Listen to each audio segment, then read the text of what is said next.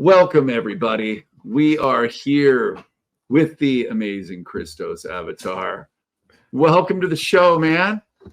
Thank you so much, you guys, for inviting me. This is a great honor, and I think it'll be awesome. Let's do this, right?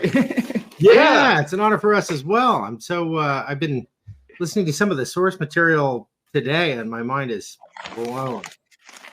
So a lot of connections. Oh, most definitely, man. Yeah. Well, so and how this came to be, I saw this. I think it was a TikTok video a couple weeks ago, and it was about the crucifixion from a woman who's changed her name a few times, but it was Ashayana Deane at the time. Yeah. So I started digging into that and trying to learn more about her and where to find the source information. And then I came across Christos's page, and he has a great YouTube following and a lot of cool visuals and great, short videos, just breaking it down for people. And I'm like, man, if there's anyone that knows this material that people follow and respect and resonate with, it's like, you're the first person that came up. So here we are. We're going to let this unfold naturally. We're very excited to be here and learn about the subject matter and where to find some of this information and discover this together. So that's where we're coming from. So Christos, tell us a little bit about your background, how you got involved in teaching what you teach, and maybe a little bit about your connection with Ashayana Deane and all that stuff. So wherever you want to start. Sure. And this is Charlie, by the way, for a lot of our audience is familiar with her. She's been on the show as a co-host a few times, but she gets very excited. I'm dog sitting again, and so she may be a part of the show. Hopefully not a bigger part than I'm planning on, but no problem. So I was on my own spiritual journey, you could say probably around 2008 or so, when I started just, circumstances in my life led me to think about deep things, right? So I just sort of went into like truth seeking, so to speak. Before I really came spiritual, I was seeking truth because I knew something was wrong. A lot of people in the world know something is not right, or there's some negative energy or force kind of guiding us. Is the sound okay, guys? Yeah, sorry. I just joined the live so I can monitor some stuff. I had to turn the volume down. We're good now. Go ahead. Okay. All right. And so one thing led to another, where I found this amazing interview because I was already following Kerry Cassidy. I'm not sure if you're familiar with her. We've interviewed her about 3 times. Yeah. Oh, awesome. She's great. Yeah. Well, she's the one that actually is the one that showcased Ashayana to the world. Right. Right. And that was, how long ago was that? 10 years ago? Yeah, it's been a while. Okay. If I'm not mistaken, I think they've had a few interviews. So, but right. That is what I saw in 2010. That was the first interview, was 2010. And it just blew me away, man. And I didn't understand it all, but, because she was teaching advanced concepts, but she kind of like introduced, some of the beginner stuff and then kind of led into the advanced stuff. But that is just got me hooked, because I was seeking truth and I found it. I felt. And the first thing I did was look her up. I found out she wrote a few books, which any of you guys can get, actually. I'm always giving you guys free links, at least to my community and my group. And anybody can download these to your device. It's her Voyager's Book 1 and Voyager's Book 2. And so I started reading that. And then I found out that she's doing a workshop in my state.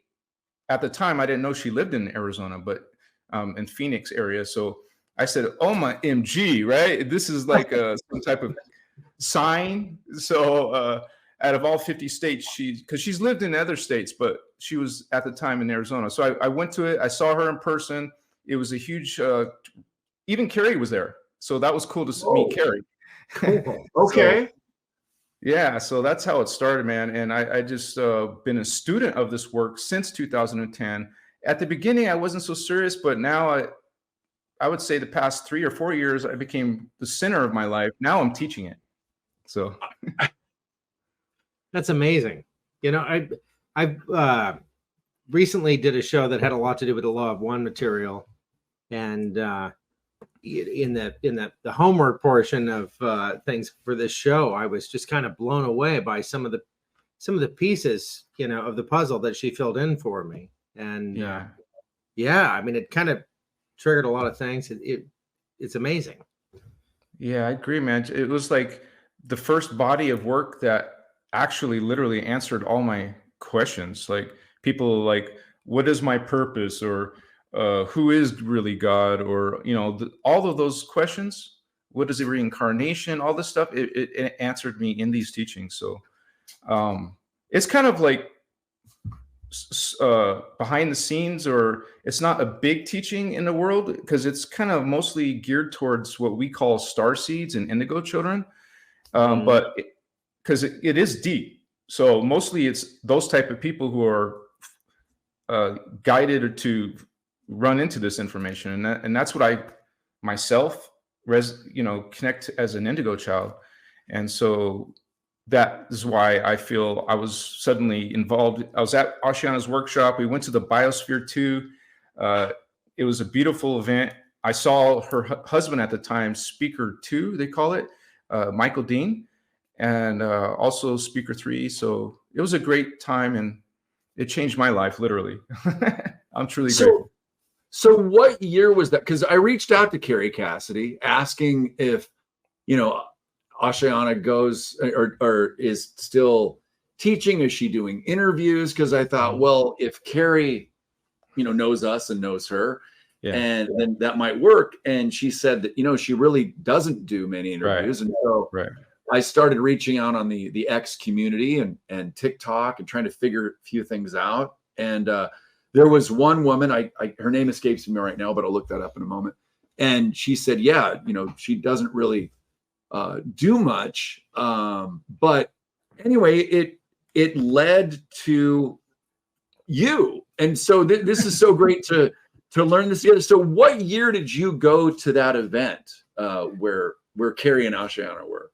It was 2010, and it was a Phoenix workshop. And because I think she's in Florida now, I think. Yeah, you're right. She's a private, and she doesn't do social media. And she only honored Kerry with her interview. She's the only person I've ever heard of being able to interview. I guess it's sort of like she deals with something called the Guardians, and it was the Guardians who had her finally open up to the world and then closed it back up. I mean, she's around. You can still go to her website and check out but a lot of us are actually still studying the older materials from 1998 all the way up to now. So I gotta wonder, the connection that you have with her work. I want to know more about you. How did you end up here? I mean, I know, like, in the brief amount of time that I've gotten familiar with her work, a lot of bells went off. I mean, there was a lot of things that resonated. But where were you when you discovered this, and how did all of this take place? Well, I was I would say, really 3D oriented at the time. But there was a piece of me still seeking truth, So I didn't know anything about meditation or stuff like that, or spirits, but it's amazing because I was at the time traveling in Ukraine, and that was way before all the drama and wars. It was peaceful and calm. It was like 5 hryvnias to the dollar. And so I was there, and that was when I had my first psychic experience. And before, I would say I didn't believe in that stuff. I used to actually mock it and say, that's a bunch of BS, right? But I had my own experience, which was, I didn't need someone else to tell me if it existed or didn't exist, because I felt it. And it was basically a group of friends.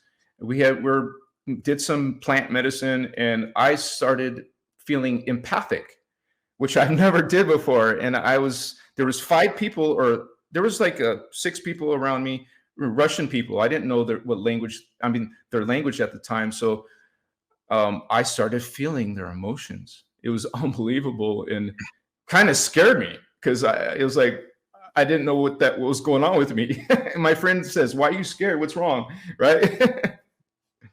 So boy, can I relate to that. Yeah. So would you say that before that you were a little more either self-centered or self-important or whatever? Okay. Yeah, it was more superficial. That was, it's not a secret. I tell people my background. I had gone there to meet, to do modeling. And so I had a professional photographer, and then I was meeting Russian models and dating them. So yeah, I was very superficial, but I'm not saying there's nothing wrong with that, but that's not what I was meant to do. Right. So there's something about you that reminds me a little bit of Taylor Lautner from the Twilight movies. And like you're the version of him that actually went the right path.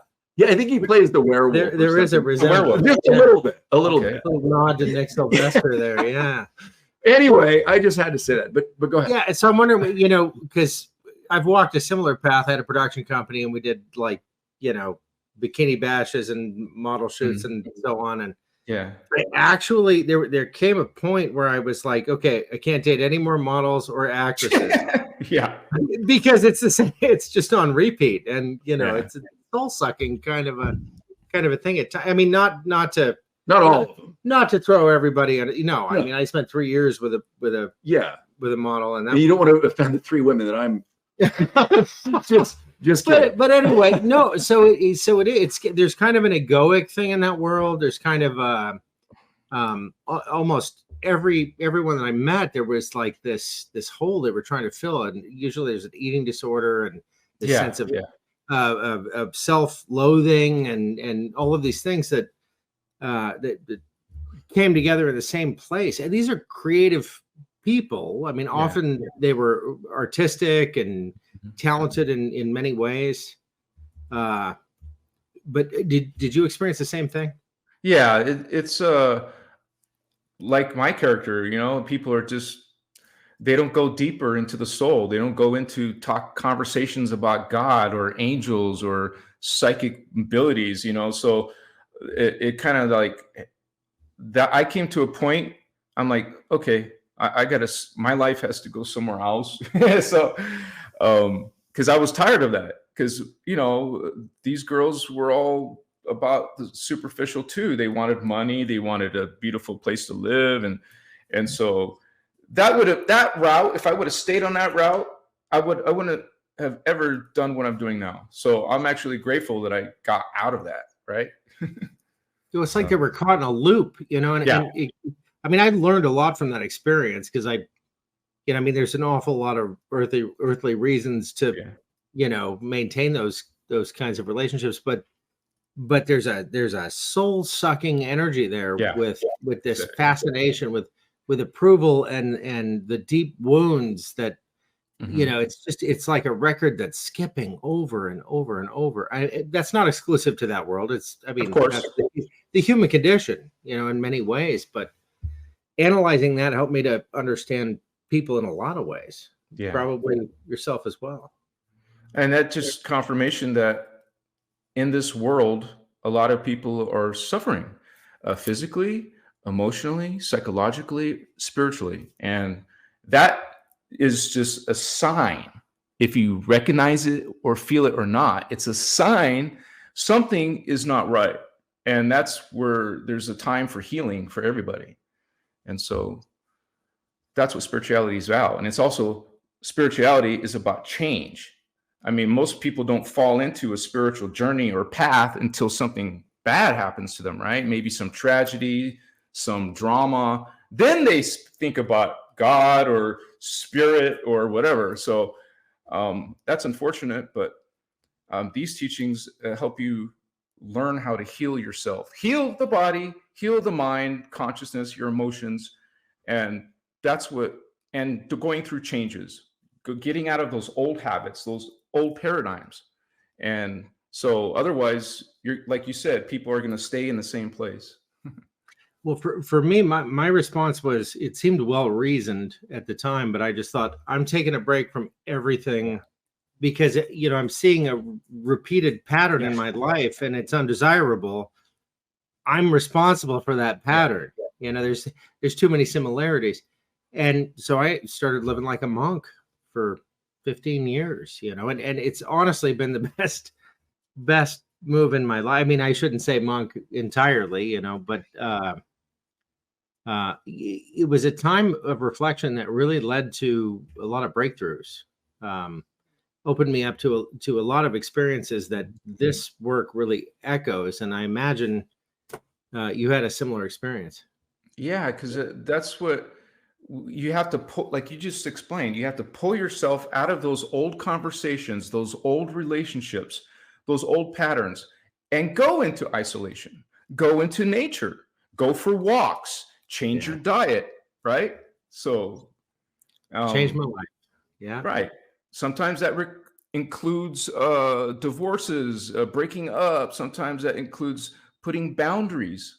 And so usually that comes when you realize, hey, this is affecting me.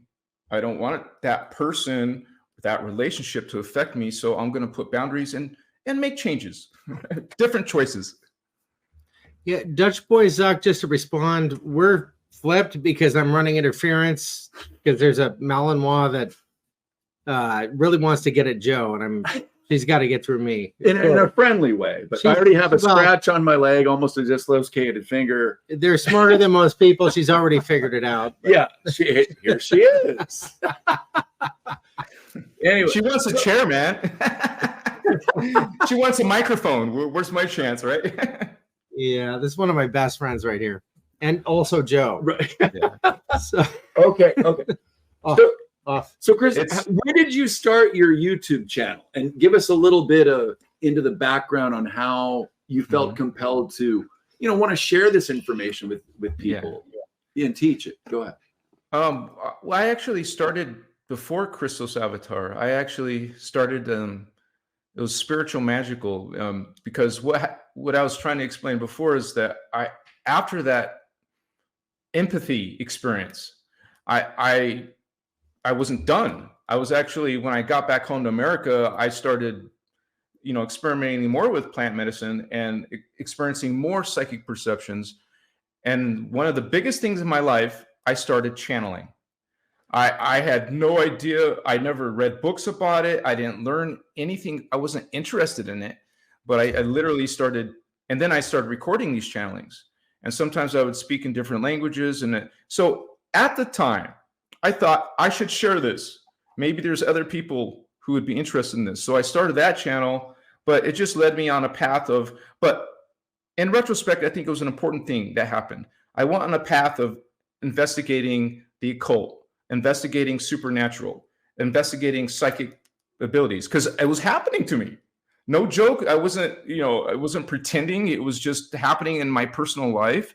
And so I started that, and I got a following. But I realized after looking at the Christos information, I was doing it all wrong from the Ashayana Deane body of knowledge, information. And so I had to let that go. I actually stopped using that channel. And then I started studying they're called Emerald Order teachings, also called the Inner Christos Law of One, not the raw material Law of One. Okay, that's another New Age source. The Inner Christos Law of One. And then I said, hey, this really resonates with me. I'm going to start practicing this. And then I made my Christos Avatar channel. I would say about 3 years ago. So okay. Yeah, it's interesting when your life experience is so divergent from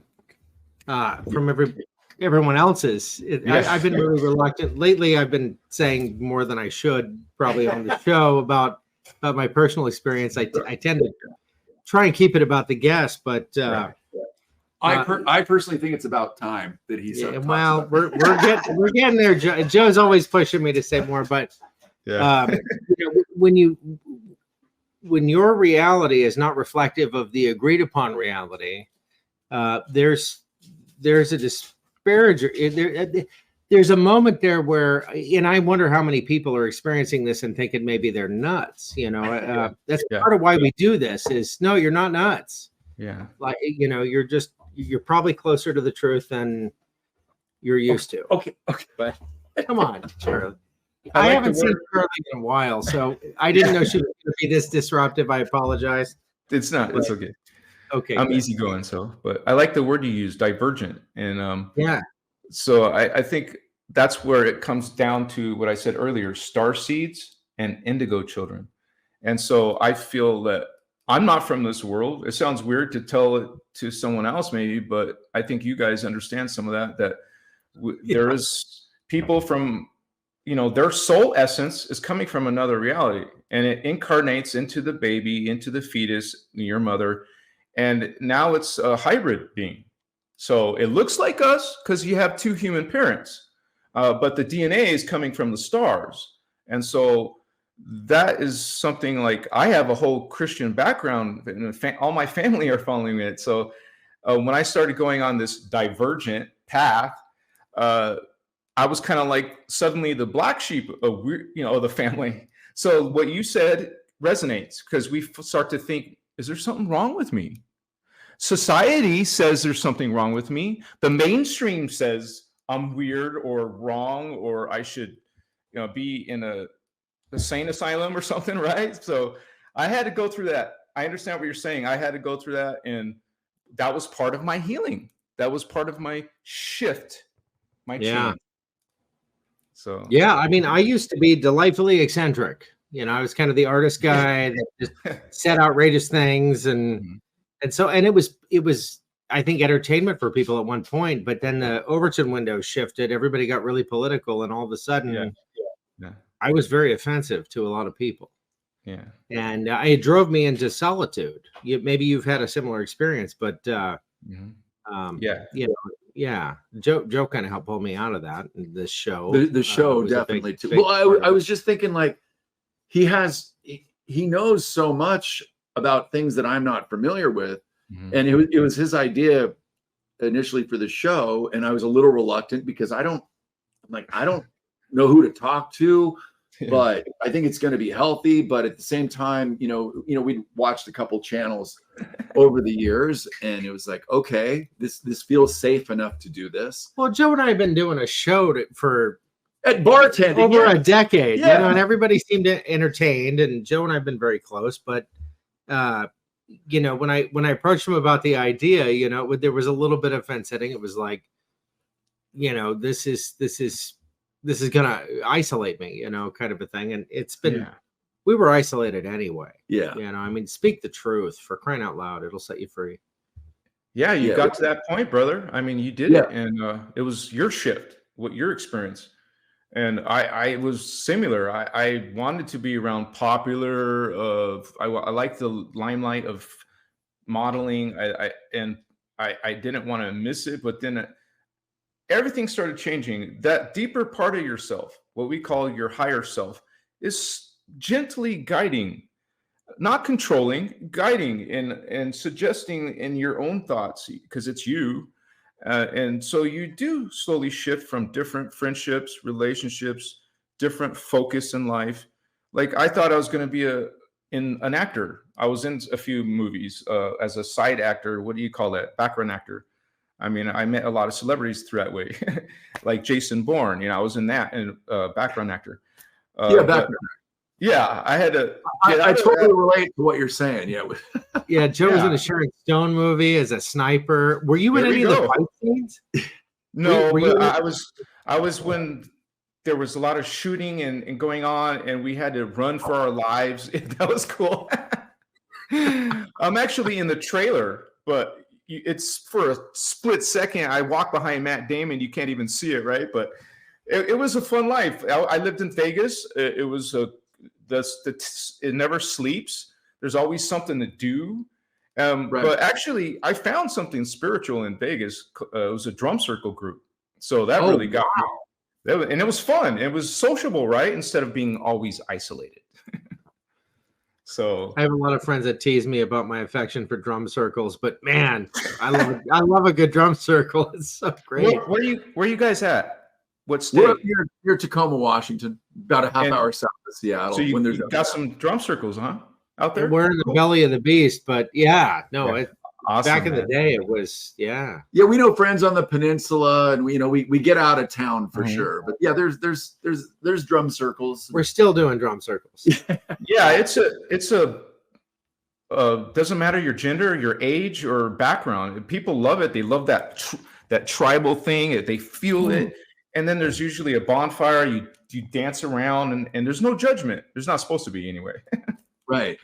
I wanted to ask, what is your background, your ethnicity? Because I just had a question about. I have a story about it after, but I don't want to assume. Go ahead. Yeah, my mom's white, English, Irish, all that stuff. My dad is Hispanic, so I merged kind of like these two culture backgrounds, right? Yeah. And we didn't speak Spanish. I didn't learn Spanish when I was a kid, but because my dad didn't. But I had to deal with that throughout my life. You know, there's all kinds of low energy down in this world, so I experienced some prejudice, but for the most part, everything was cool. I didn't have that issue too much in my life, so that's my background. Yeah. Well, maybe it's the hair, but I thought maybe, and the study, the teaching, and maybe a little bit of Native American. But part of my awakening was learning about the Native American women. And when they disappeared off the land, it's like no one was responsible. It's the tribe wasn't responsible because they weren't on the land anymore. And then, the off tribe wasn't responsible, or, whatever they said they weren't. And it was just like, what? No one's claiming responsibility for missing women. And that was a huge, and that was, I think it was right before COVID hit. I just started delving into the whole trafficking thing. And then when I started, really, and I didn't question, it wasn't one of those things like, oh, it can't be. It's like, for me, a lot of things started making sense as to like, okay, why is the world messed up? And maybe that's because, and we can get into this, maybe we're starseeds. I don't know. And maybe that's something, I'm not questioning yourself. I mean, I feel that I am. I don't know how to find that out for sure. And maybe that's something we can talk about. How do people find that out? I do remember when hearing about like the 144,000 number, whatever, that when that comes up, I thought, man, I hope I'm one of those people. I hope, if there's a chance to do something, I can be a part of whatever that movement is. It was like 10 years ago. And it's like, okay, well, here we are. So what is your take on how does someone find out? Where do you look for that information? Well, Joe, you're on TruthStream. I mean, you're still in it. Thank you. You're developing in it. But that's interesting about the Native American women. I didn't know that, but it makes sense because their rights will be violated. Their rights have been violated, so they're exotic, and so that's terrible, of course. But anyways, Starseeds and Indigos. It's all about DNA. And so in our teachings, you'll realize that the DNA is directly connected to chakra. Chakra has been talked about by many spiritual cultures. For Hinduism, Buddhism, all kinds of different beliefs have talked about what is a chakra. And you will see they're located on different parts of your body. Like there's a consensus, like everyone says there's a heart chakra, all right, in the middle of your chest. This is connected. This is, by the way, the fourth chakra. This is connected to the fourth strand of DNA. And so there's a fifth chakra, fifth strand of DNA. This is levels of consciousness and spirit. The third eye, the famous one that most people are aware of, this is the sixth strand of your DNA.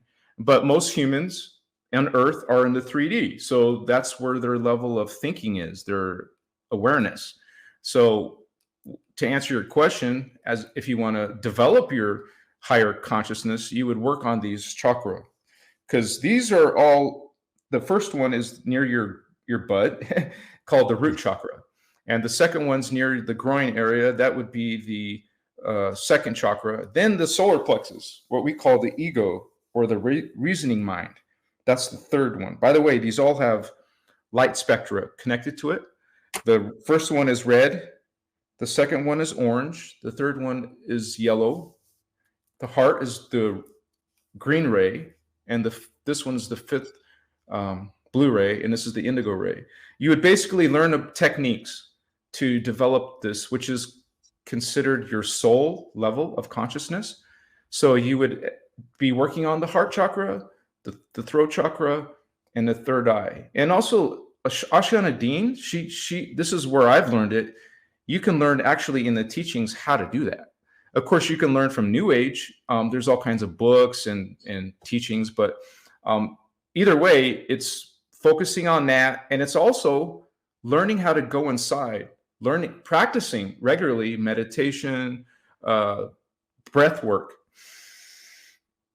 You learn how to do different breath techniques. And also what that does is it's forcing you to go inner instead of the hologram, we call it, the matrix. Now you're going inside to the spirit realm. Now you're going inside yourself. And that is where you find your starseed self, your higher self. Not out here, not in social media, not in listening to music or watching TV, but stillness. You start with that. What do you think about that? Oh, stillness is everything. You know, I was born with you know, this complete I don't know, block against religion, you know, just any organized religion, because I felt like in every place that I had seen it, and I mean, there's a lot to admire about a lot of religions. I mean, Buddhism and Hinduism and all the Abrahamic traditions came from Hinduism in a way. I mean, there's this relationship with all of it, but ultimately it was limiting the individual to manipulate or to enslave. And I just, you know, I was just always so offended by it. And yet I studied it, you know, just to understand, you know, how did this come about? The movie Book of Eli was such a great example of, you know, the dichotomy of, you know, this information is so pure and so valuable, or this information is incredibly suitable to control people. It's why we had mystery schools. You know, it's why so much of this information was held back, was because naturally those who seek power will seek that power to control others. And that's our political landscape today. That's sort of the biggest deficiency, I think, with modern day civilization, is that we're still under this spell. Yeah, the religion is mainstream. That's why there's billions of people following that. And it's like inherently, like when you grow up, your parents drag you to religion. So it's not like you ever had a chance to make your own decision. And so, yeah, it's a natural thing that any person on a spiritual journey will feel. There's something, like you mentioned, you used specifically like controlling or some type of shadow or I mean, because we talk about the anger in religion, or we're not bashing religion, you guys. We love all beliefs. It's all about unity consciousness. But we're just talking on this topic about, hey, you're going to go through awakening. You're going to see it. You're going to feel that, hey, there's anger there. There's judgment. There's shame. There's, you know, subservience of women, putting down women. What do you women think about that, right? So, and you're meant to blind worship and all kinds of things. And so your heart, your mind kind of like, okay, I don't feel good from that energy. So I, like you said, you're going to go into other ideas and explore and see what I feel with that. What's my resonance? So. Well, it seems that all the great masters, you know, I mean, particularly Buddha and certainly Jesus Christ, it's always go within. You know, I mean, the message I got from reading the Bible, and I've read it a few times, is that the go within. You know, the impulse to worship something was never something that made any sense to me. And I've talked to a lot of friends recently about that. Have you ever had the impulse to worship something? Right. You know, and you know, the honesty came forward, and it was like, hell no. You know, and the people that have tend to suffer from an identity crisis, which is, you know, kind of ruling our sphere right now. Like, you know, what gender am I? Right. You know, what's my sexuality? All the like it's there's this imperative to choose that, which to me reveals like a tremendous lack of self-knowledge. You know, to go within all of these great masters were so humble and just said to go within. And I went within. You went within. You know, much of our audience, I think, can respond to that. That's you don't find this knowledge out there. Right. That's what they did. They, like you did, like when you went through your isolation, that's what these masters do. They go into, for example, the wilderness and contemplate. How often do people nowadays contemplate? They're just swiping and swiping on social media. They're not contemplating anything, right? But what you start to feel is there's a programming going on. There's some type of hidden hand kind of like guiding what you should think, what you should believe, what you should say, what you should value. So that's why you go inside. So there's nothing trying to tell you what you should do or should be. I mean, right? So we go within to find that. And that's what these masters did. They go into deep meditation. They will literally connect to psychic perceptions of their higher, more enlightened versions of themselves and bring that in, bring that higher consciousness into this life, start living in that way or value. And then it's not like we judge religion or hate it or something. We simply are trying to heal ourselves from some of the damage it has done for us. So well said. Yeah, indeed. Well said. The externalities are manipulations, you know, this 3D existence, you know, these attachments that we have, you know, this necessity for approval. Once you realize the vastness of your true nature, the idea that this isn't my first time around. This isn't not your my first rodeo. time around. No, I mean, there are some people this is their first time around, but they're very, very rare. Yeah. But for most of us, if you tap into what you really are, there can be no fear. You know, death is certainly not the end. I think that's part of the school we're in, is coming to that realization that, you know, all this fear that it controls my psyche and my life and my motivations, it's all bullshit. Yeah. Right. Yeah, and you transmute that. You bring that, you know, you bring in what you would conceive or perceive as sacred or divine.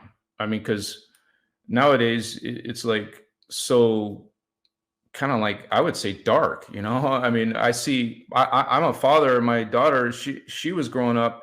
I'm like, what in the world are they doing in schools and stuff? I mean, children, the generations are just being warped, and you just see it get worse and worse, right? So I think it's about just becoming more enlightened and learning knowledge, spiritual knowledge and spiritual practices, learn about energy, become a master in consciousness, become a master in energy, learn what that even means. And you will find the answers within. As a matter of fact, these Ashayana Deane Emerald Order teachings talk about the inner God, the inner Christ, and that we're all in union. I mean, how can you be outside the Creator? Creator created everything. So we're part of that unified field of God. And so we go inside to the inner Christos, we call it, inner Christ, inner God. So this is part of our value in this teachings. That's so valuable. I mean, a lot of people are really resistant to the idea of calling yourself God. You know? Right, I mean, right. it seems like sacrilege, right? But it's also the acknowledgement of, I am from this source, and we're inextricably connected. Yes. Mm-hmm. Mm-hmm. I'm a fractal of this thing that created everything, and what a thing to celebrate. There's no arrogance in that. That's a surrender. Yeah, you mentioned the law of one. You studied it, right? So we find that there is only one. There's only Creator expressing itself through many. It's like God created this, you would say, hologram, we call it, and people call it the Matrix, and put its consciousness in there, but it's a downstep. So it's already a distortion of the original. You hear the law of one talk a lot about distortion. And so Creator God is perfect, is not distorted, but it created the hologram and put itself there at many different levels. So those are all going to be distortions of a worse distortion, kind of like a copy of a copy of a copy, until you get all the way down to the 3D human. We learned in these teachings there's actually 15 dimensions, not just 3. So there's many levels of consciousness, of many levels of matter density, or not just carbon matter, and many levels of spirit. So we're identifying our higher selves in those higher dimensions, and so we can go through a spiritual awakening. And that's what this channel, your channel, is about. It's about some type of awakening, and the end goal of spiritual awakening is spiritual ascension up into those higher realms. And some of, I believe in my own self that the Bible has some truths, mixed truths or half truths, and they talk about you going into a new body, and our teachings talk about going into a new body, a new level of awareness and understanding. And you better believe those higher civilizations are very super advanced compared to us. That's why they're using not motor vehicles, they're using UFOs. Okay, they're coming through stargates. They're getting here through other time periods, and to them, it's just a everyday type of technology. For us, it's science fiction. That doesn't exist. You better believe it exists. Much you. Or your own Merkaba, as you like, that negates the need for a starship. I mean, you can travel anywhere and do any. I mean, people don't really understand the magnificence of their true nature. And it's not an egoic thing. I think part of this dimension is it sort of entrains you to think in egoic terms. And then when you bump up against the truth and it resembles that, it's like there's something shameful about it. But it's just you connecting to your true nature. Yeah. And that's there is a small portion of planet Earth right now who's awakening. Not everybody is into this, of course, but according to these teachings, it's around 10 million, which is only 1/10 of 1% of the 8 billion people here, right? I didn't know it was a number. Really? Yeah, there's numbers in God. God is not just spirit. It right? makes so much sense, but because we hear this the rule, we've talked about 107 on our show. And, oh, really? Well, we haven't had him on the show, and that's he's still invited, but he doesn't want to come on the show. Well, part of why I bring this up, it's it has to get to like what an 80% I think that's of humanity getting to maybe at least questioning things, but we'll see. So I'm glad that you mentioned that number. But I have a question for you regarding some of these teachings. Sure. The Ashayana Deane teachings. I'm about an hour and a half, I think, into the 11-hour video on right. And so, but she talks of these plates. Is it 12 plates? Can you talk of these plates and what they are? I mean, is this the Emerald Tablets of Thoth, or is this the original source material? Original. Actually, Thoth gets it from that. Right, exactly. Okay. Kevin, awesome. Kevin, I hope you're listening. This is going to be a great conversation later. We'll talk about Thoth as well. But you know how most spiritual teachings are based on some ancient tablets or writings and thousands of years ago? This information, according to this information, is coming from advanced technologies. And so to answer your question, the CDT plates, Cloister Dora Terra plates, the CDT plates are holographic disc records. They could fit in your hand. And actually, Ashayana has seen them. She's held one in her hand before. And so these are uncorrupted divine beings, and their information is put on disc records. And so someone like Ashayana was trained to literally remotely, it wasn't always remotely, but she was trained to connect to these discs and translate. So it's not Ashayana's work, it's the Emerald Order's work, which is the guardian angelic nations, the positive races and beings. And so they they brought this to planet Earth before. I mean, and by the way, Earth is much more ancient. I mean, the humans are much more ancient than we've been told. It's crazy. We think we're only from Sumer. That's the so the holographic disc records are given to the race, and there's usually speakers who are connected to this information who translate it and put it in, either they're teaching by speech or they're teaching by text. And actually Thoth was actually once upon a time a good being. He was part of the Emerald Covenant, and he was one of the speakers. He wasn't supposed to write. He was supposed to speak. That's why he was called a speaker. That's why Ashayana is a speaker.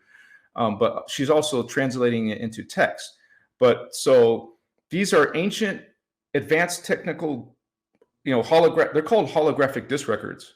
And so they're off planet, but that's why someone who's trained like Ashayana through something called Keylontic Science, she's able to translate it. So it's not channeling, because in our teachings, we see channeling as a distortion, as a connection to the dark side. And we can go into that if you want, but this is you practice.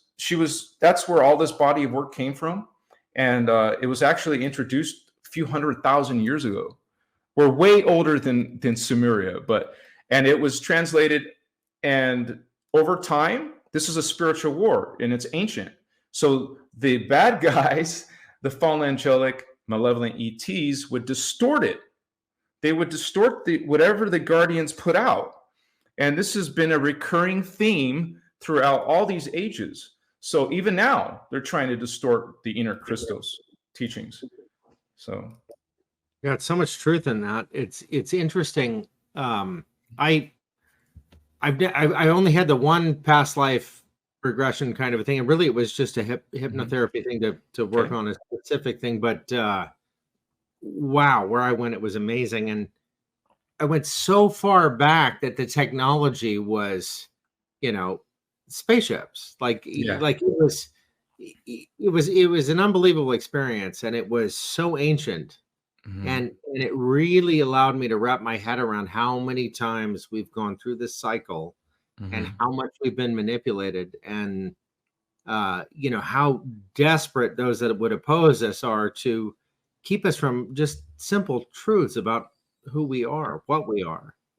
Yeah, and it's liberating and it's humbling at the same time. People think, "Whoa, I'm a superhero." No, right? No, I mean, it's a way to be close to your creator and to, mm-hmm. Identify with your true nature. And it's the most humble experience ever. Yeah. Yeah. That's most of the distortions are happening in our DNA. So if you distort the DNA, you distort the consciousness, or vice versa. If you're being messed with in your mind, then it's going to affect your DNA. And they don't want us awakening to our, there's something that Ashayana talks about. It's called the Silicate Matrix. Like most scientists think we're double helix DNA. What's that? 2 strands, okay? No, there's 12 strands in the human genome, but it's when you fall down to the 3rd dimension, those other 9 strands fall into your junk DNA. That's science. That's a science word. It's a real thing. You can look up junk DNA. And so they call it junk. They say it's just dormant. It's just not doing anything. The truth of the matter is that is our 12-strand silicate matrix DNA. And so the aliens, fallen angels, whatever you want to call them, they don't want us, the humans, to awaken that within ourselves. So they do everything they can. They'll poison the water, the food, they'll give us these. They will mess with our religions. They will mess with New Age teachings. They will do everything right now to stop us humans from awakening. And so that's unfortunate, but that's why we're trying to go through this awakening. Each and every individual needs to do that. So, right. So is there, and I think I know the answer, but some people tuning in may not have heard this subject matter. Has there ever been a time that humanity has been allowed to live in the potential that was meant for us? Yeah. Well, there's nothing about when it's the law of one, all are God. There's no allowance. You don't need to have permission. But anyways, I know what you mean. There's been 3 human seedings. Human seeding 1 wiped out. Human seeding 2 wiped out. Now we're in human seeding 3. But yes, before we did live, you would say, for 10 million years. Blessed. I mean, we were following the law of one. We were a very spiritually evolved civilization.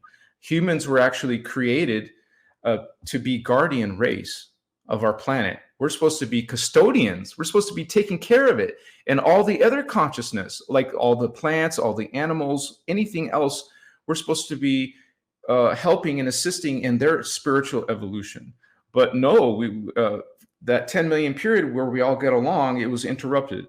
But yes, to answer your question, that was literally, according to these teachings, 560 million years ago. So yeah, we did get along, but then it just got interfered with by these intruder races. So Okay. Yeah, there's a lot of conversation Thank about you for that. That's pretty amazing. It is. Wow. It is. Well, we go a lot of people get a lot of I don't know, recovered memories or whatnot about the Atlantean period, Atlantis and Mu and so on. Yeah.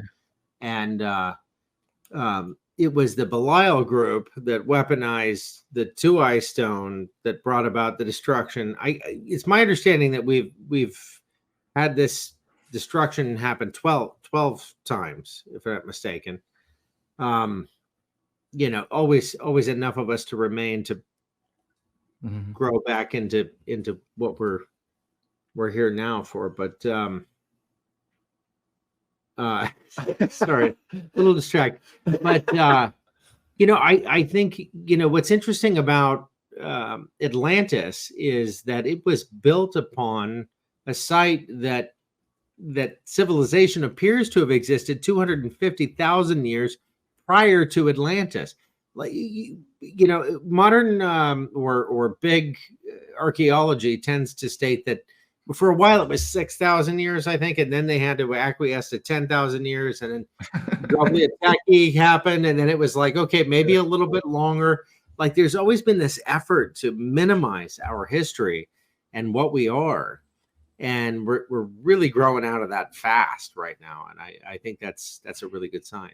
What do you think? Well, actually, Atlantis is a huge deal, and it's a big part. And actually, they say it doesn't exist. Generally speaking, in the mainstream science, it's just a myth. But you can't, like, I mean, the only real person that came out that was kind of big was Plato. Plato mentioned Atlantis, but of course nowadays it's just a theory, or we got to find some real provable evidence of it. But according to these teachings, this is part of a huge guardian project. Atlantis was just one aspect of it. And so this is all, once again, about the DNA, developing it through Polarian race, the Hyperborean race, the Lemurian race, and the Atlantean race, and the Aryan race, that's us right now, and then future races. And eventually we're supposed to develop that. But Atlantis is a real part of our history, and they've stolen that. That's part of our identity. That's part of who we are. And so, you're, like you said, you were put into hypnosis. Well, other people find this truth. They're finding it in either past life regressions or just through going into that. They're like, what was that? You know, that was like a real thing. It wasn't just a dream. And so, yeah, this is definitely a real thing that is a big part of what's actually happening now. According to these teachings, Atlantis was first a huge continent, and then there was cataclysm, and then it was reduced to a few islands, and then there was more cataclysm. But according to Ashayana, there's still pieces of Atlantis that are here. England, Ireland, Wales, Netherlands, they were simply renamed. And there's also a piece of Lemuria and the Hawaiian Islands called Kauai. Kauai is a piece of Atlantis, or piece of Lemuria, I mean. So, and this all has to do with stargates, you know, the Bermuda Triangle area. That is, you know, science won't acknowledge that, right? But we know that there's some supernatural disappearance of planes and people. And so, yeah, Atlantis is a big deal. So it's part of Really? our history. So Such a big deal. And the Belial group that was that brought about the destruction, presumably, you know, and I don't know if it was in defense of what they had, but more than likely it was an egoic pursuit of power like what we have now. But it just seems like there's more and more of that now, like more tailings, more evidence of the Belial group alive and well today. You know, Ghislaine Maxwell, you know, with the whole Epstein drama, she had a submarine license. You know, she was a submarine pilot. That's for a reason. The whole Terra Mara project had an awful lot to do with the pursuit of Atlantis. And, you know, the Colonel Sanders' daughter was a big part of that. Wow. The Hemming guy? Absolutely. Hemingway. Yeah, I've had a lot of friends that are like, Scott, why are you obsessed with Atlantis? Like, it's such bullshit. You know, you might as well just be a Lord of the Rings fan. Right, And it's like, right. don't understand. Like, there are very powerful, well-heeled people that have dedicated so much of their life to this, and it's very convenient for them that you think it's bullshit. Yep. So, Yeah. So, I mean, it echoes through our culture right now. Well, you talk about the Belial group, and according to these teachings, that is the Anunnaki races. There's something called the Black Sun. That's the reptilian races, which is about the DNA. So the Belial group, yes, you're right. They're still here. People think they were in Sumeria. They were the Sumerian gods, and they left, and that was all it. But no, they're still active, and there's 5 types of main humans on Earth. There's regular humans. There's something called Indigo Children. It's a good group. It's a good hybrid, but it's part stars. It's coming from the stars, and it's part human. Okay, that's 2 groups. The third group would be part human, part Anunnaki, the Belial group. And then there's part human, part reptilian, the reptilian group. And there's a 5th one called these people. I don't know if I can say it on your show, the Illuminati, right? So thank you for that. You can. Yeah, we can say pretty much anything. It's a no holds barred. We already lost our YouTube channel. They're the only one really paying attention. Yeah, we lost it a month ago, got it back, and then lost it again today because of our one amazing interview with Lee Papa. You guys are rebels, man.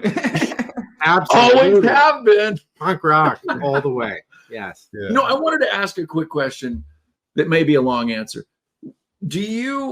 Is there missing years from Christ's life? I mean, I've even heard that we may not even be in the year 2024, that there might be 1,000 years that, you know, is somehow not accounted for. Does that resonate with you? Well, they talk about the Christ in these teachings. I just want to say one quick comment real quick. Yeah. The Illuminati are half human, you guys. They're one of these 5 non-human groups. Okay, so Ashayana talks about the teachings, talk about 3 Christs. So obviously there's only one real one. I mean, we talk about Jesus here. We talk about God, but just not from religion point of view. So the one Christ came around the same period as they say in the Bible. But this Jesus, according to these teachings, had a whole different message. It wasn't about judgment and damnation and all that. It was about teaching us that we're all children of God, and that's the truth. We're all part of the one. And he was also teaching us about all these spiritual awakening and ascension technologies, literally how to activate your DNA, how to create your Merkaba field, how to, go into prepare yourself for Stargate travel. That's what Ascension is. It's going through a Stargate travel. And so, Jesus was actually part of what you call the Essenes. Maybe it's mentioned in the Bible, but that's like a mystical school, man. He was part of the Essenes, which were coming out of what most people don't realize. Ancient Egypt comes out of Atlantis. It's part of the Atlantean DNA. And so Jesus was right there in that period. So, but he was teaching spiritual type of knowledge, not dogma. So, but hey, everyone has their own ideas and opinions, whatever they resonate with. But this is what we talk about. And I resonate with that. So he's an awakened being. He's called an indigo child in our teachings. So, well, on that topic, the reason I bring it up because there's this story, and part of the reason this, for anyone joining us, part of how this whole thing came to be, this conversation came to be, is I saw this video on the crucifixion from Ashayana Deane. Oh yeah. Then I've also heard that maybe this is the other version of Christ, that under where he was crucified, that the blood went through the ground onto, was it the ark? That was where the ark was kept, and it was the garbage dump basically, and it was secured away. Yeah, there was, and there was only the DNA from his mother, because the divine DNA, because usually it's what, 46. Yeah. And so there was no Y, right? The blood just had 23 chromosomes for I believe that's the proper term for it. But anyway, so it's like, okay, well, if the crucifixion was, as Ashayana Deane explains, maybe not necessarily physical, but then there's this physical evidence, if you will, of blood that has half the DNA count or the chromosomes of normal. So it just makes you wonder, like, what is the story? Is there the 3D story? Is there the 5D story? I mean, what does that mean? Well, we have this amazing man, for lack of a better word, that says, get rid of the idols, stop worshiping shit, go within. Yeah. So what do we do? More idols, all the holidays. We'll just pin. Jesus was born on in December. I mean, like, all this was arbitrary, and it all mimics all of these ancient traditions, and it ignored all of the teachings of Christ, and yet somehow everyone is so connected to Christ in these pagan traditions, for lack of a better word. It's astounding how and it's those that pursue power over others that pervert this every time. It's happening today, and it's happened for all of our existence. Yeah, we talk about these teachings talk about the three Christ, and the one that you're describing is one of the false ones. I mean, he was also an avatar, but so he was spiritually evolved. But he has something to do with a different bloodline, and it was actually Jesus, who the real Jesus. They call him Jeshua. His avatar name is Sananda Melchizedek, and so Jeshua wasn't even out in the public like that. It was the other Jesus who had only 9 strands of DNA versus the other one who had 12, and so this is the one that was crucified. And this is the one that had the mother, Mary, and Joseph. And so this is representing the other agenda. It's not just Jesus was here to teach Ascension, but he was also bringing in what's called the Holy Grail line.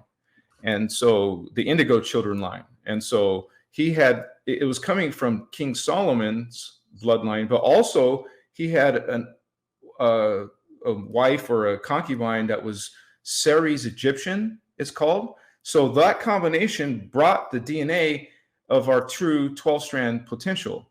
And so that was part of the reason Jesus was here. The other Jesus, well, he was kind of like the one that you see in the Bible with some distorted teachings, but you will find half-truths, right? And so, but there's also the Council of Nicaea, who distorted a lot of the teachings in the Bible, and many other time periods.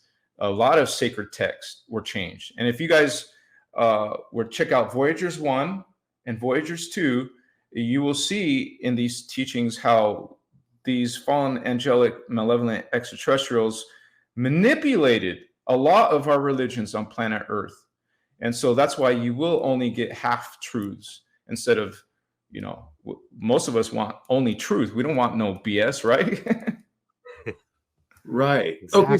So the Jesus, the one that died on the cross, the 9 strands of DNA. What then were his true intentions? If you said that, I'm sorry, but can you reiterate that? Well, bringing in the patriarchal creed. I mean, now it's about a men club. Now it's about a male god. And now it's about subservience and blind worship. This is where we call false creeds. God, Jesus was the real one, was not bringing in that message.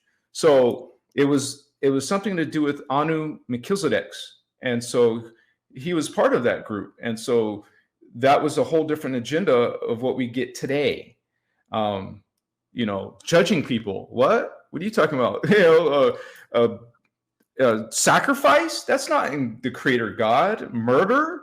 That's not creator God, because many races in the Bible were murdered. Like, and what's this thing about the Passover, right? The Passover is about murdering a bunch of kids and babies and toddlers. And it's about blood ritual. It's about sacrifice. OMG. This is not the original intention of creator God. So that is what Jeshua 9 brought in. Wow. Wow. Did you know that part? Because yeah. I don't know if we've talked about that topic.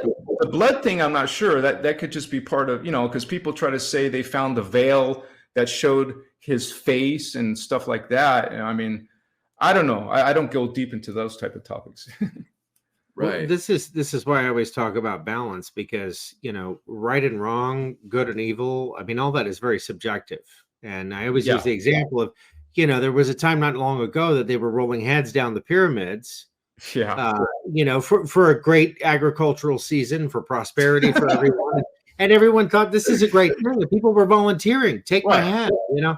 And seriously, no, that was the definition of good and evil before.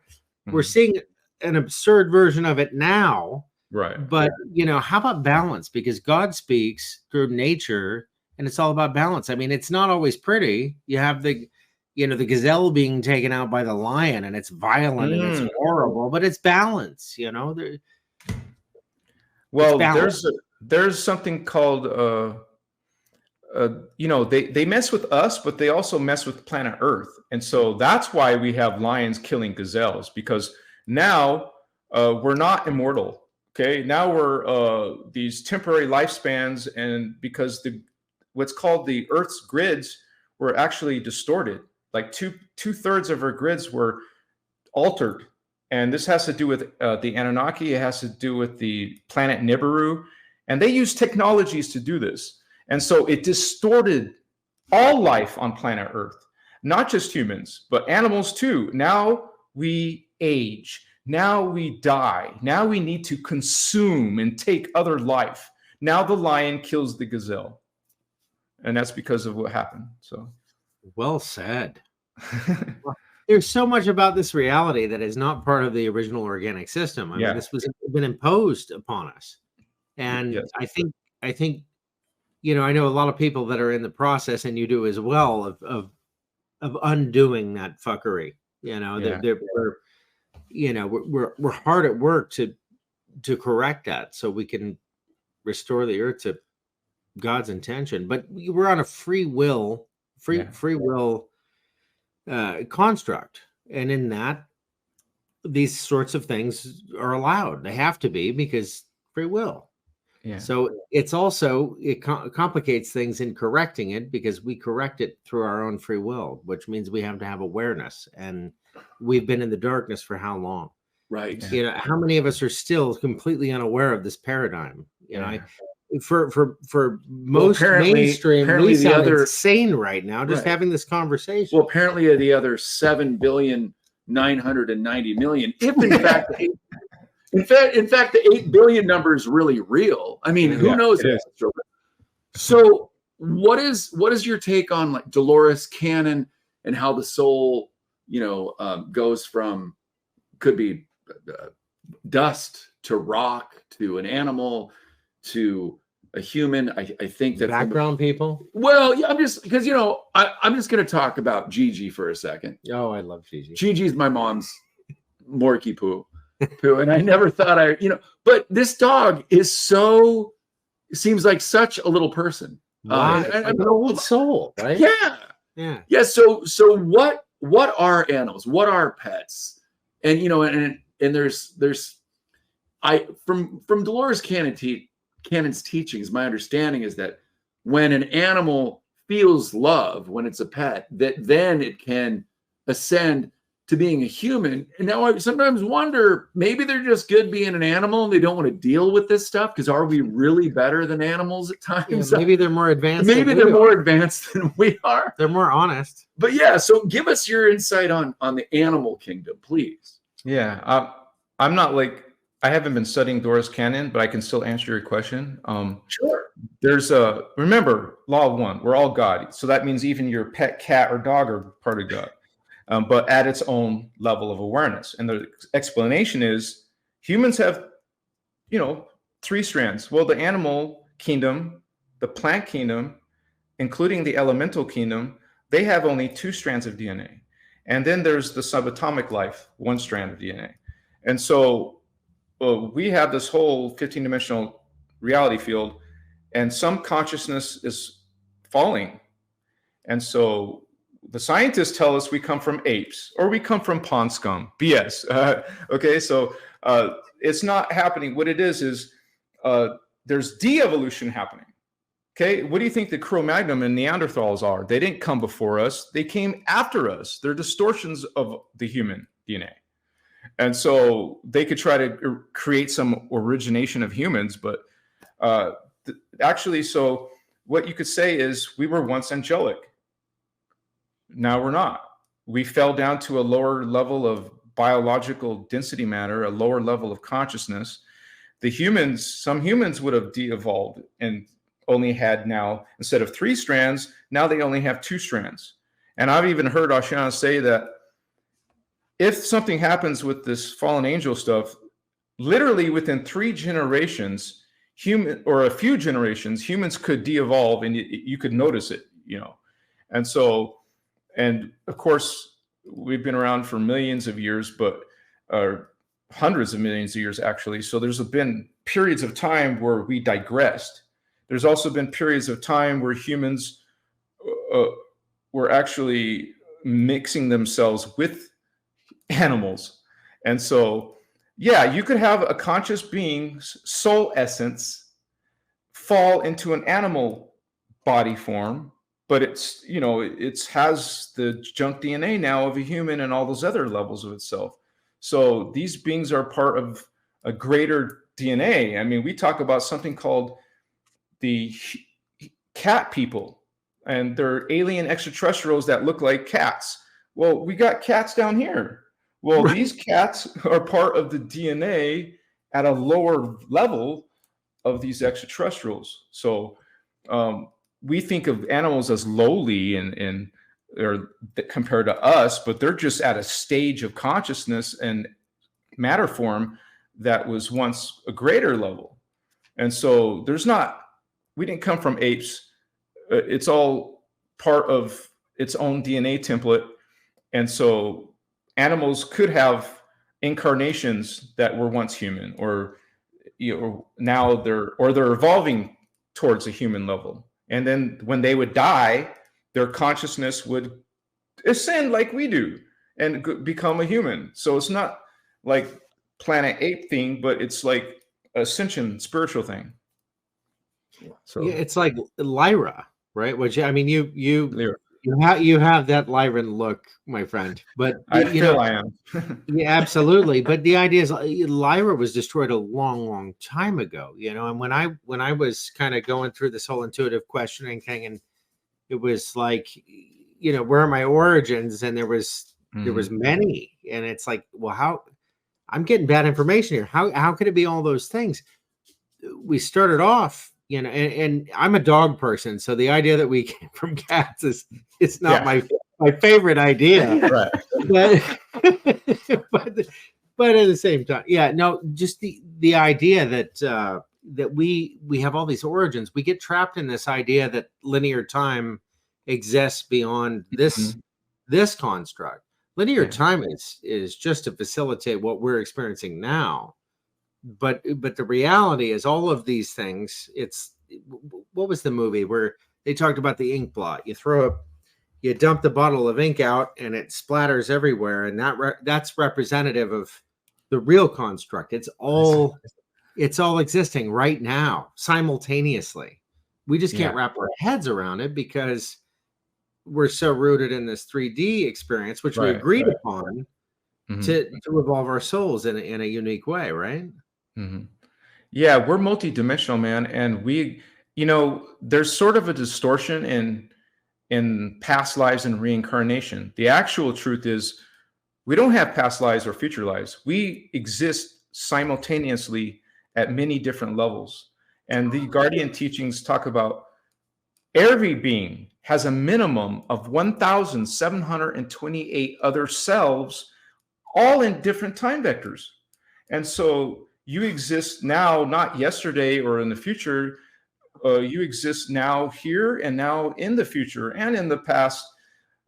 Space-time's an illusion, right? But it's consciousness is interacting with the hologram field. So we perceive time. So that's what this is about, man. We're multidimensional beings. This is why in my group, I call everybody holy ones, because everybody is part of the God, part of Creator. Other beliefs and religions don't want you to know that. They can't stand that. Like you said earlier, they'll say blasphemy, right? I had a conversation with Joe the day before yesterday that he doesn't know anything about because it was an expanded version of Joe. Because I was like, what's going on with this vibe? And I got an explanation and it was great, but it's so interesting. Do you care to share that? What later? We'll talk about that later. No, you're gonna love it. Off camera. This is what blew my mind. Like, this intuitive conversation started a while ago, like years ago, and it was, there was a lot of conflicting information, like the spaceship thing. They were telling me about the spaceship, and I'm like, you've got to be kidding me. I mean, I just thought I was kind of a nutter. Like, what? Like, I can't speak about this to anyone, And then I spoke about it to just a few people. Joe's one of them.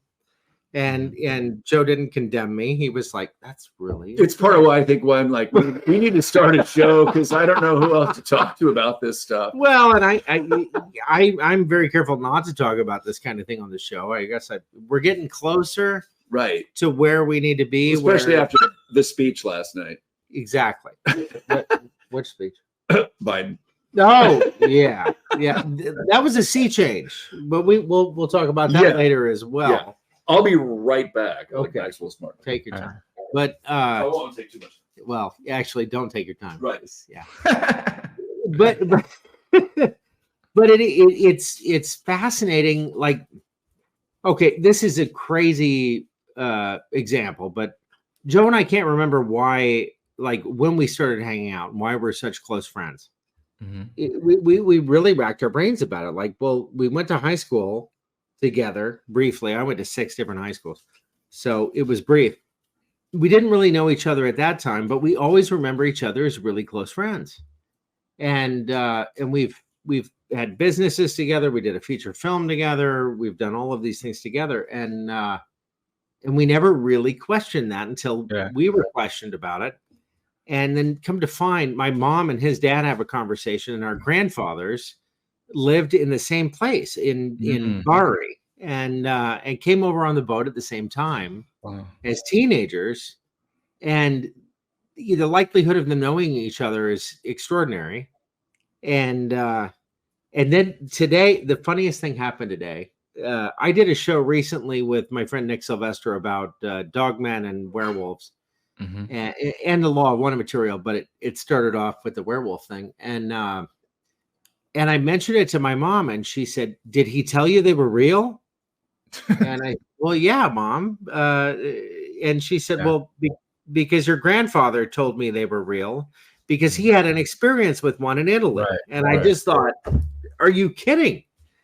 Because when I met Nick, Nick is this big, imposing fellow. Just learned he's Italian as well, and I'd like to know his real last name now. Maybe. Well, we'll figure that out later too.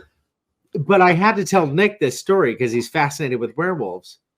But back then, he hadn't even started his research on werewolves. But Joe was like, "Who are you talking about?" Because we'd met a lot of people, and I was referring to Nick, and I said, the werewolf-looking guy. I referred to him as a werewolf then. I knew immediately who he was talking. And now I find out we're all Italian. My grandfather had this experience with this werewolf, and Joe's grandfather and my grandfather probably knew each other. And I don't know how all this connects, but it just keeps getting more and more interesting. It's like Terrence McKenna said in like 74, it's just going to keep getting weirder and weirder until we start talking about it. Yeah. Now we're talking about it. Yeah.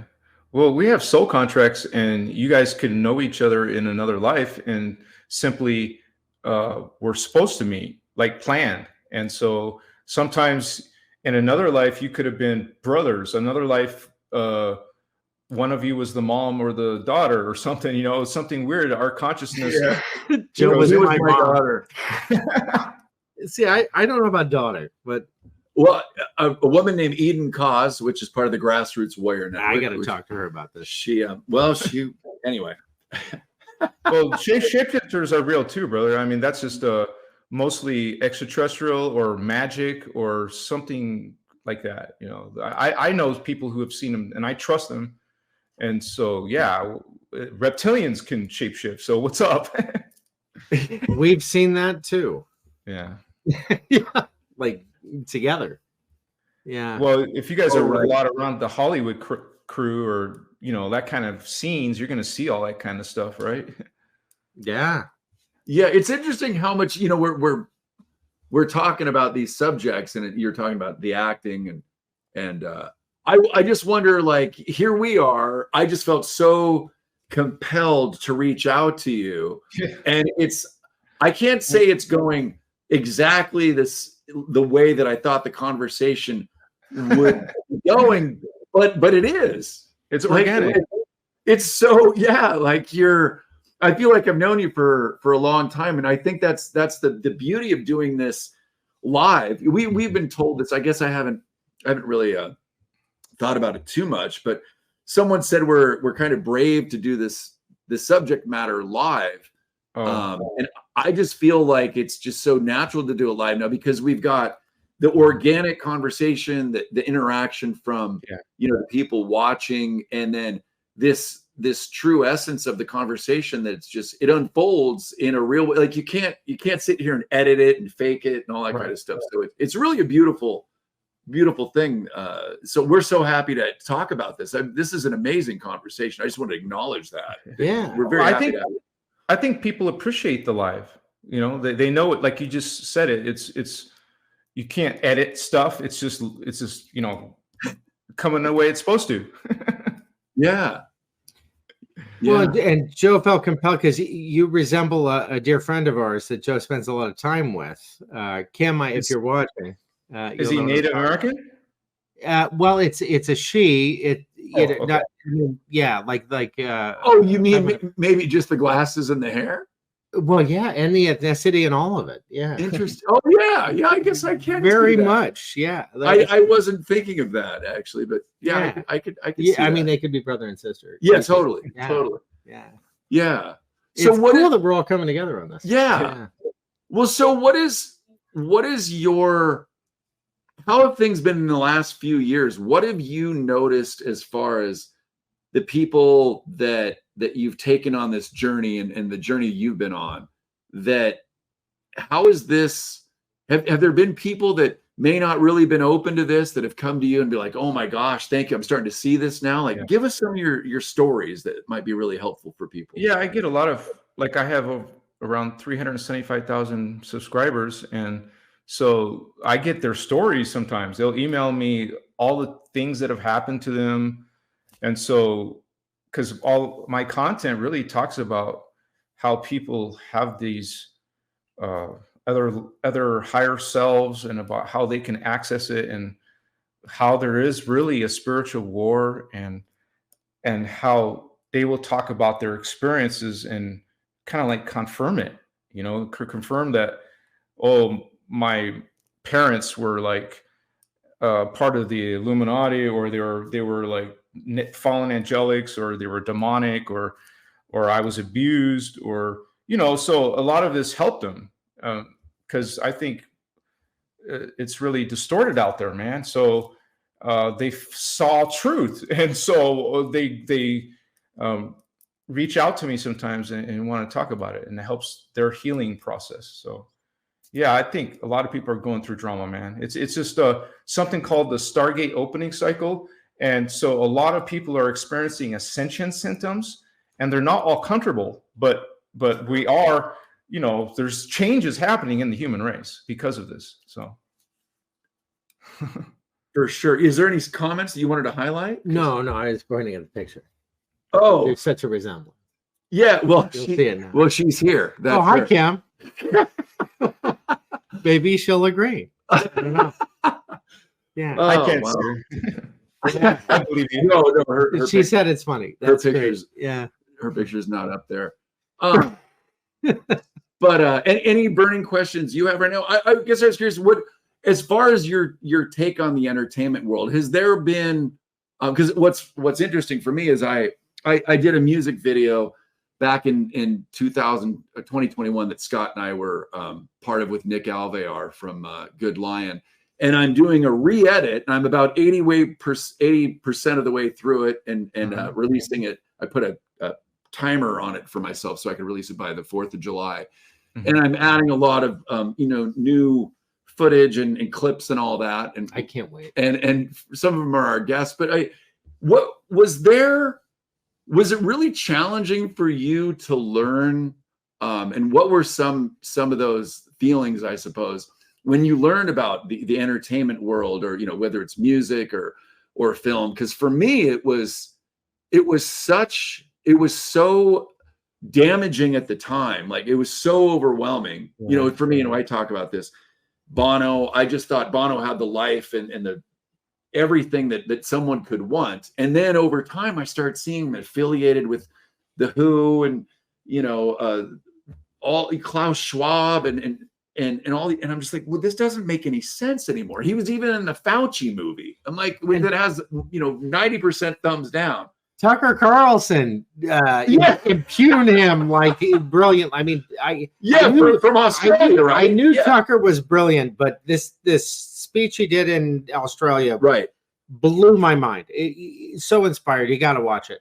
But Joe was watching it with me, and he's just like, yeah, it was perfect. Well, because and like our dear friend Vegas 1968, who's watching right now.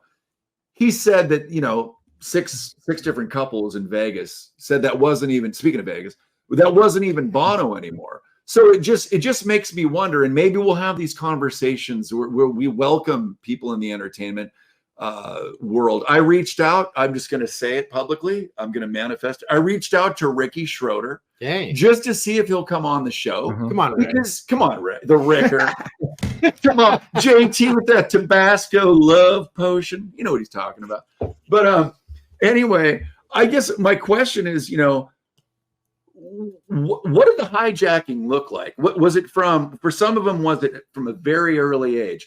For some of it was, they put a couple albums out, and then it's like, hey, if you want to keep going, and it's just, there's so many questions I have, because there is an element of forgiveness that we may come to with these people when they're given an ultimatum, like, if you don't do this, then we're going to go after your children or your wife or your family or your parents. And so, and if you're locked into that, there's really no, what do you do? So what has it been like for you for the entertainment world, being that was something that you looked up to at one point? Well, it's just a confirmation that there really is some dark stuff going on, and that Hollywood is known for being some type of control agenda. There's a dark agenda there, all kinds of symbolism that just kind of people can pick up on, and exposes them. This whole thing, all the celebrities doing this crap, and then dressing, like you would say, like you got, what's her name, Rihanna, dressing in complete red. What is red? We know it's Satan, worship or connection, or they're sending out this Illuminati type of message. And so I don't really get heavy into that. I just know that that's one of their tools. and they groom people in there. They start with the Disney kids, even like Britney Spears, for example, and they get you involved. And like you said, they'll make real threats and maybe take action on those threats. People disappear. You know, people will change their story because they were threatened, or, you know, whatever, or maybe they took some money to change. You know, it's all, I believe, just complete, just falling consciousness. It's really one of the many things happening in the world, I think. Right. Well, that's what's so tough about it, is these are people that you'd admired and looked up to. Yeah. And then you realize that, wow, in a way it's empowering, because I would never do that. I've never been blackmailed. I only have the best interest in mind. And I think that's why why I felt I wanted to make a difference somehow in the world. And now all these things, all these roadblocks, everything I've ever been through is culminating into this show and into what we're doing now. And it's like, wow, I couldn't have really planned this any better, because you have to go through those really dark, frustrating times to have the empathy to then want to really truly do something about it. I mean, what really started the show for us is I love creativity and the arts and all that.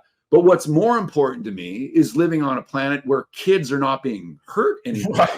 That's the most important thing. Nothing else matters more than that. And then once we figure that out, then let's go be creative. And I'm still being creative, but it's like on the back of my mind is like, I just can't imagine that children go through this stuff. So anyway, what did you have? Yeah, well, I wanted to offer something on the lines of, the point I made earlier about balance, and this is a difficult one. This is really challenging me, but, our experience here is all about contrast, right? So if you got rid of all the evil and all the bad things and the dark things and so on, would you even recognize the beauty and the light? So then you have this concept of these souls that need to do they're on a specific mission to develop their soul in a certain way. And I'm not there yet. I can't have compassion for anyone that would hurt children or whatnot. But I think ultimately, if we could at least open up our minds to the idea that,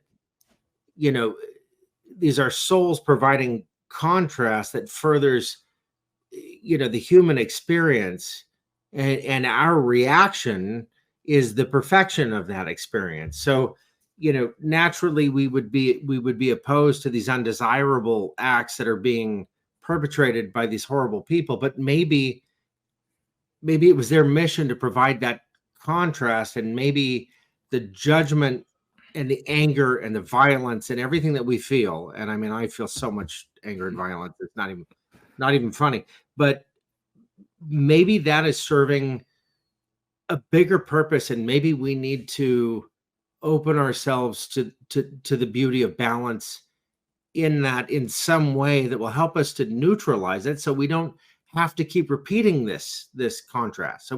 So there's no necessity for that ever again. Maybe instead, because I mean, how many people can you kill?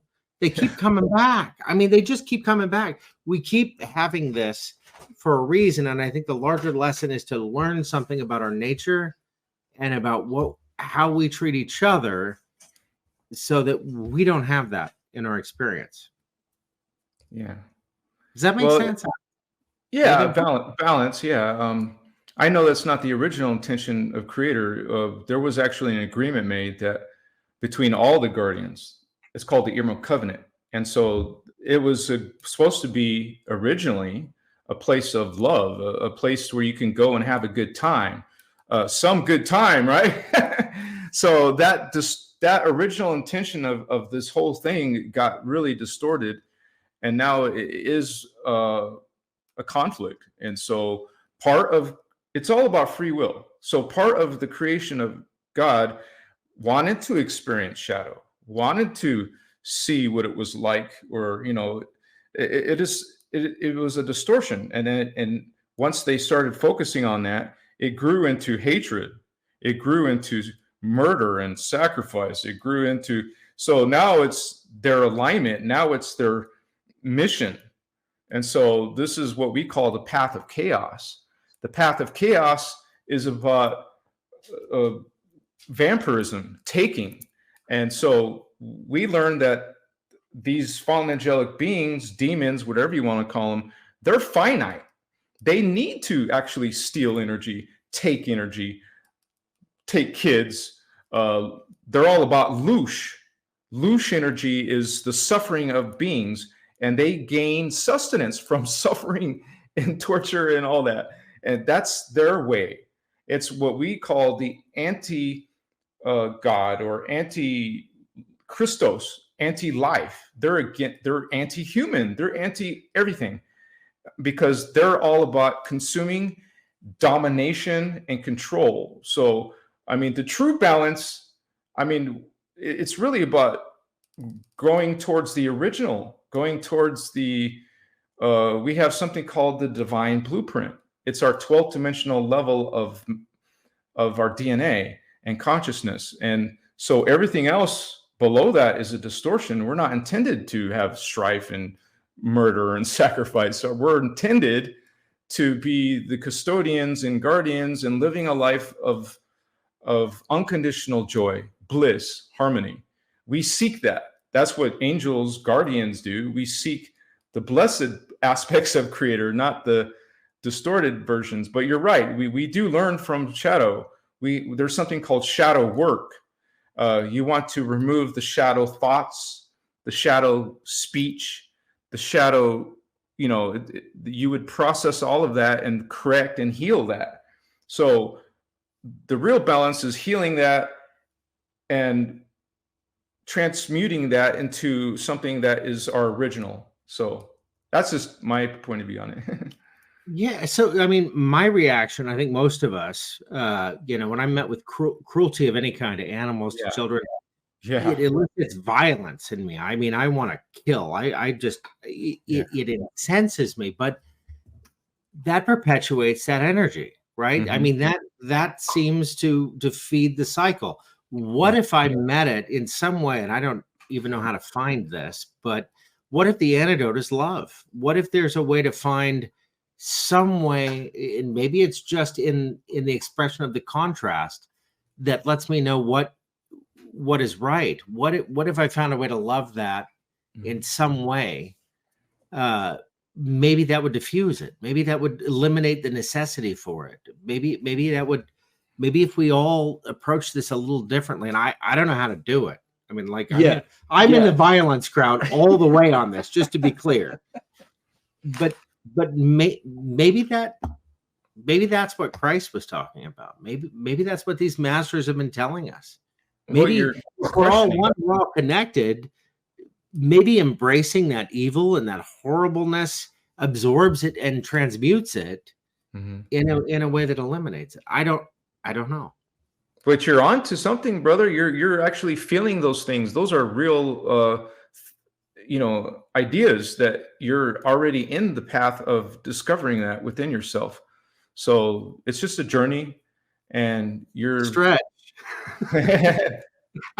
And maybe not hang out with so many violence, right? Try to change your circumstances and to fit your greater enlightenment, so to speak. So I'm still down here where violence is a creative force. And there's a part of me that likes it. I mean, there's a part of me that hates it, obviously, but hit a bag, do boxing or something. Oh yeah, I spent a lot of time with the bag, my friend. Yeah. Go into nature. Well, I'm over here sitting there. How do we tap into the other 1,700 versions of ourselves? So I mean, there's times I want to, it's funny because people talk about relationships and marriage and all that. I would love to be able to be married to myself, because you can't divorce yourself. So how do we find, with those other levels of us, how do we tap into those? What's your advice or suggestion, or what do we do with once we know that? Like, where do we go with that? And is that a good idea, or what's the best advice you have on that? Yeah, well, you start with affirmations. Do you know what those are? Affirmations where you repeat something. It's kind of like Yeah, I remember self-hypnosis. Smalley from Saturday Night Live. I'm good enough. I'm smart enough, and gosh darn it, people like so that's what comes to mind. Please, sorry, go ahead. Yeah, you do one thing like that. You do affirmations, you do manifestation.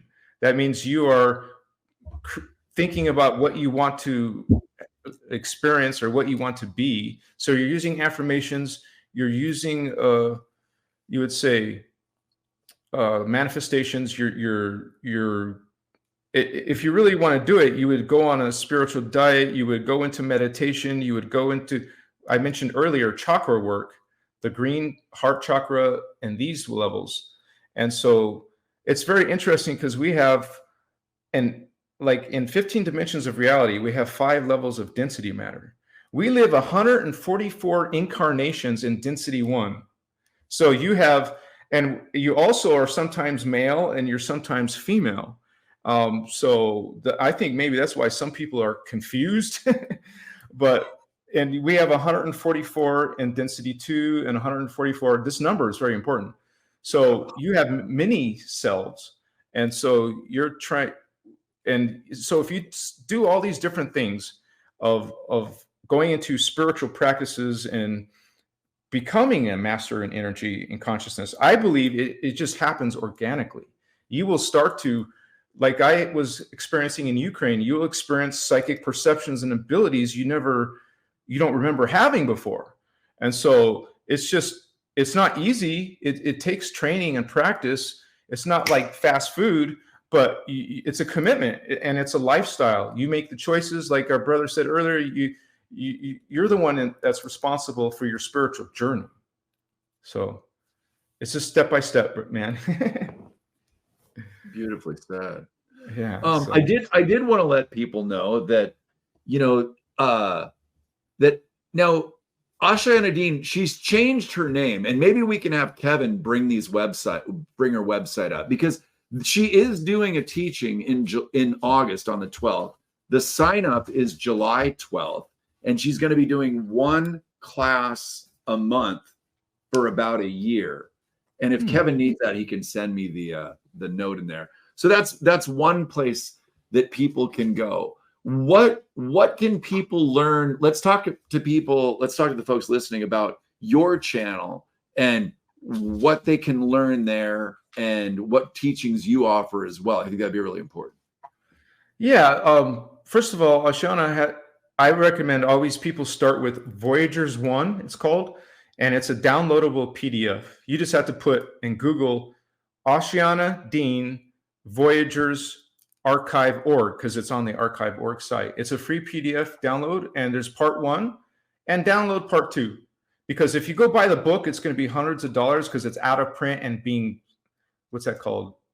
Where people scalp the price. It's being scalped now. Oh, right. So you just want the free download, and that will take you, even if you start with Voyagers 1, it takes all the beginners, even if you're not even ready to talk about aliens yet. She will start introducing those ideas and start going into the ancient history of it, like we were mentioning earlier, Atlantis and Lemuria. And you'll start learning about the spiritual war, and of course you're going to learn about techniques. And a lot of us in this information, because my channel is actually based off of her work. It's meant to teach beginners, because it could be really advanced. Like if somebody just jumps into one of the heavy stuff, it might turn you off because it's so much advanced words you won't even know what she's talking about. So I suggest people start with Voyagers 1, Voyagers 2, and there's one of the most important ones for spiritual awakening and ascension is called Kathara, Kathara. And so Kathara is, that's the PDF. You would find it on Google or any of that. But Kathara Biospiritual Healing is going to teach you all of the science and the techniques. And my channel, hey, check out my channel, because I cover all kinds of topics that will introduce you to this work, and such as spiritual awakening, what are angels, what is God, what is DNA activation, what is Kundalini.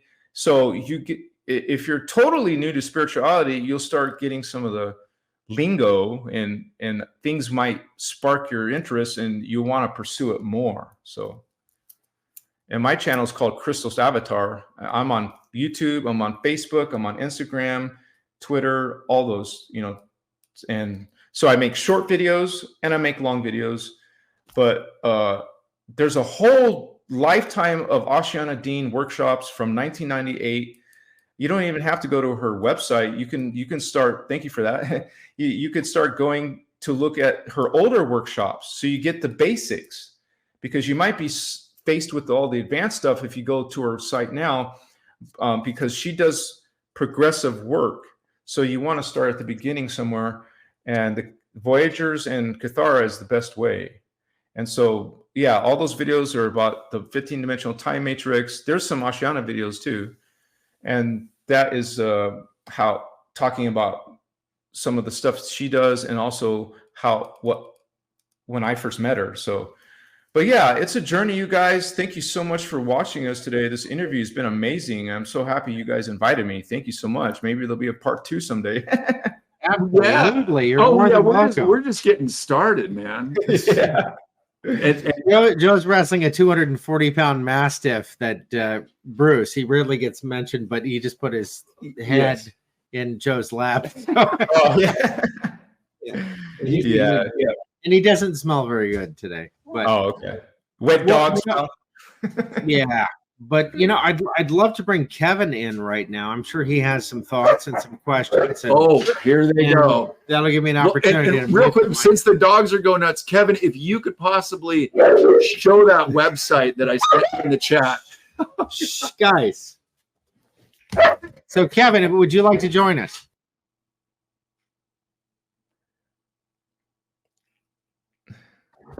Well, Kevin might be. Oh, there he is. Oh, there he is. Cool. Just one moment. I'm pulling up the website that Joe sent. Appreciate that. That's awesome. Gives people a reference point. And thanks to all your members who are in the live. Thank you guys for sharing space with us today, right? Absolutely. And I think when you share it on your channel, if you're followers, because I'll also check it out, TruthStream. But here is the Ashayana Deane website. That's what makes it challenging, is because she has changed her name. And then Kevin, if you can click, if people are interested, if Kevin can click the live events and then go down, it's going to be, the sign up is here on upcoming events at the bottom. And it says, registration is on July 12th. And I don't know how quickly this is going to fill up or any of that. This is all new to me. So it starts July 12th, and then the actual classes start August 12th. And I don't know if they're going to be on the 12th of every month, but I just wanted to let people know that, so that now if you're interested in this subject matter, you have Ashayana Deane herself and Christos, so you're in good hands to learn all this information. So with that, Kevin, please go ahead and say whatever you were going to say. You know, that's the funny part is once again, the level of guests that keep coming on here, laying out the story, it's organic. Scott and Joe have no clue why, and it's just beautiful letting it happen the way it needs to happen rather than trying to force it. Yeah. And what I loved about tonight is I finally get to say it, Scott. Where have you heard a lot of what was spoken tonight? Say that one more time. Where have you heard a lot of this subject matter? It was, in fact, Kevin has, here's the question right here. Well, gosh, I don't know. And our many conversations together would be part of it. I think that's his point. Right? Is that the point? Yes. Yeah. Kevin and I spent a lot of time talking about this kind of thing. And the funny part is, I found very similar information, almost identical to what Christos has shared tonight. But mine is from a completely different source. And yet it's beautiful whenever you have two corresponding sources, independent of each other, that verify what your soul is already recognizing. And it's just, that's the reason why I have to give compliments for tonight. because this combined with all the interviews, especially with Lee Papa, I did not realize how many correlations there would be between what happened Wednesday and tonight. And it's just, it's that flow. And I'm going to say it, it's God. And when you use the word God, remember, our ancestors referred to God simply as a highly spiritually evolved being, not the current context that we use. It's not like a superior being, highly evolved. Now, what that means for each person is that we are always supposed to be expanding, growing. And as we mentioned tonight, there seems to be a de-evolution occurring instead of that growth. And that's what this is about. It's us learning how to correct it. And I think a lot of the pieces are being laid out tonight, various other guests that have been on here. And I've heard, and this is a beautiful part about the chat, but it's also kind of discouraging to me because on StreamYard, we're able to see all the chats from Facebook, X, and Rumble combined. And if you're on a different platform like Rumble or something, you're only able to see that chat. And the fact that all three chats, the congruence between all three chats, beautiful and seamless. And you guys can't see it, and I'm so sorry, but I just wanted to say it's just that interactive level of. Kevin, you're a lighthouse keeper tonight. I love it. Thank you, brother. Thank you. This is so cool that everything's coming together. And Kevin speaks from a place of great wisdom. I'll leave it at that. But his insight is it's pretty special, and we're really lucky to have him. Appreciate it. Thank you. Yeah. Thank you, Awesome. Kevin. You're welcome. Well, the dogs are getting a little rambunctious. So, Christos, one more time where people can find you, and I can go ahead and I'm going to put your website up, unless Kevin beats me to it. But yeah, I'm not too active on my site, but you can link to everything there. But my main channel, my main channel is YouTube, and I do my lives there twice a week. You guys join the family. We have such a loving group. I mean, it is a blessed gift, and to be able to, because a lot of us are the black sheep of our family. Not everyone, but a lot of us are so weird and different that, hey, we found our family. Yes, right? So come check out YouTube, Christos Avatar. Just have to put that and you'll find it. So thank you so much for having me, you guys. It's been a blessing. Thanks so much for being here. It's awesome. been a great show. I think I come from a family of black sheep. I don't think sheep among us. But so yeah. I'm going to throw out a term real quick before we go. Is if you've ever heard of the Great White Brotherhood. No, this has nothing to do with ethnicity, and it's not all humans either. It's all beings who have chosen to reside on the truth, the honesty, the path of source, the higher force, whatever you refer to it as. Yeah. And their conviction is simply to come together and try to get all of our souls to rise. Because that's part of them. That's their teaching. That's their method, is to get all of us to that next level, whatever it is, wherever we're meant to go. And it's terminology like that, and you see how it's playing out in our world. And as Christos has mentioned, the distortions. That's what discernment, I heard this in the chat, and it's beautiful that you guys are just on it. Your discernment, Yes, your discernment is the most valuable gift that you have, and that's from your life experience. So good, bad, it all helps you to focus on what means the most to you, which is ultimately getting back to yourself, as above, so below, as within, so without. I thought the Great White Brotherhood was a shark advocacy group. No. Oh my God. I had to say that for Joe. Oh God. Yeah, I love bad jokes. All right. Well, Christos, we'll definitely have you back. It's going to be a very interesting couple months for everybody. And I don't know. I don't know what else to say right now. It's been an amazing show. Yeah. I so appreciate you, and I know our audience does as well. And so does Bruce here. I can see Bruce is in love with you. You guys can see his head is like 4 times the size Yeah, that Joe said. He's a big boy. He loves attention. Yeah, He does. He does. I gotta do the housekeeping stuff. So you guys, Yeah, the please. chat has been so lively tonight, and it's so amazing. If you have any comments that you want to live on, this chat goes away. But in the comments section, please leave your thoughts. You know, we read them, we respond to them, and so does the lovely community that you've experienced here today on whichever platform or venue you're on. So. Thank you so much. The comments have been amazing, and you know, we've really gotten to know and love so many of you, and it's so heartening to see you show up time and time again. It gives us a lot of purpose here in this. it does. Now you got both. I got both of them. Lily. All right. Now I call her Lily. Take care, everybody. Charlie. All right, guys. Kevin. Peace. Yep. Love you. Namaste. Good night. Good night, Kevin. Roll the outro.